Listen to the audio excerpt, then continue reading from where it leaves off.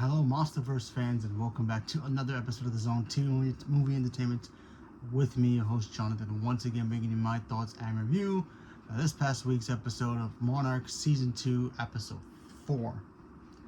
Now, if you guys remember from Episode 3, Apex decided to join the party as the Monarch team decided that they needed to find and track this big kaiju, or they call it a Kaiju X, I believe, or Monster X. And calling it, it's like a kind of like a big sea creature kind of a thing that escaped from Hollow Earth out of Skull Island and got, Kong tried to stop it but couldn't because he can't swim, and then it went into the ocean and now it's heading towards land. And we got to see some shenanigans in here, and we got to see Apex kind of start showing their hand a little bit in here of what they're going to be doing, and this also kind of leads into the possibility that this season takes place right before, and I still could be wrong about this, takes place right before Godzilla vs. Kong. Now we know the events of Godzilla vs. Kong sets up, Godzilla fighting Kong for territorial reasons, and of course they fight Mechagodzilla. And we find out that Apex was using kaiju, brains activity to control Mechagodzilla and trying to find a way to control them, and that's exactly what we get to see in this episode as the team go undercover to Apex to try to not only get back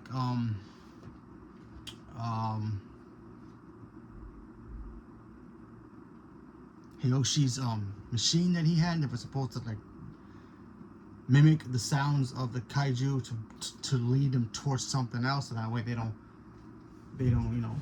infect damage to people's lands. So there's that, because Apex, they had to go to Japan to try to get the machine.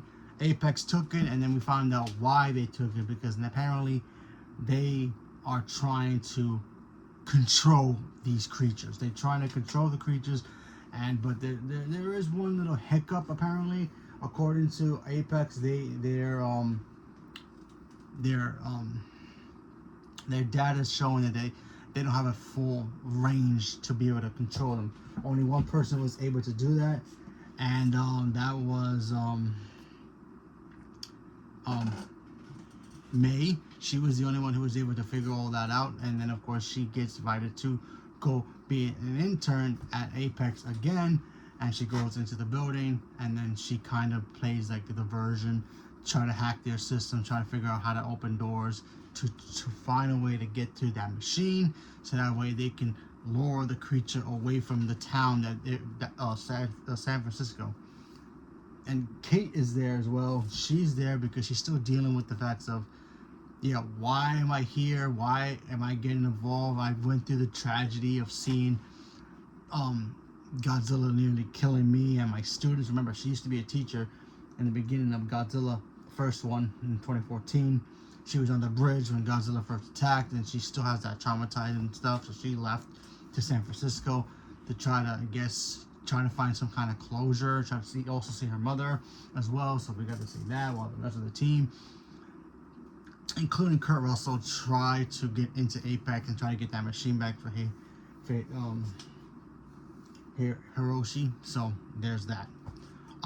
Pretty cool episode. First of all, we got to see some cool creatures in this episode. Apparently Apex did capture some creatures in here as well, and the only way to distract people from high power government people is to have a big distraction, and they set up a big distraction. First they said it was like a radiation alert, so they had to evacuate everybody. Then when Apex found out that was a false alarm, they decided, okay, plan B, release the creatures, because they found out there were creatures in there that they were studying and trying to find a way to control them. So that was kind of cool to see, and it was very interesting to see as well, because it does show that Apex at that point was trying to find a way to use the technology that they have to try to control these creatures. That way eventually it will evolve into what we know, that they get to go into, I guess, one of the kaiju's brains. Because if you guys remember, in Godzilla vs. Kong, we find out that they had like King Ghidorah's head and the mind, the mind control thing that he had, his power, and they were able to use that to mind control Mechagodzilla. So there's that. technology mixed with, you know, the powers that these creatures have. So I thought that was kind of cool, showing how it kind of connects. So it really does show that this does connect into season 2, does connect to Godzilla vs. Kong. So it's kind of cool, because season 1 follows right after Godzilla 1. Obviously they can't do Monarch into Kong's world because it's in the past, but then again we do get flashbacks of that, so there's that. Plus it does lead into Godzilla vs. Kong, which is the third film.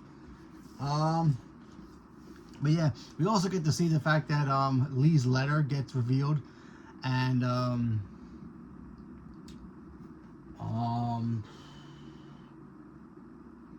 Kirito, I probably butchered her name, I apologize. She, you know, she wrote the letter to Lee, because if you guys remember, her and Lee hooked up at the, you know, in the past, and, you know, he's now played by Kurt Russell, and wrote him a letter that she was in love with him, and then her husband found out, and he found out that maybe his son may not be his, and now his son finds the letter, and now things could be awkward, so there's that as well. But still, very interesting episode, very slow. I do believe that Godzilla is going to show up in either the next episode or the following episode.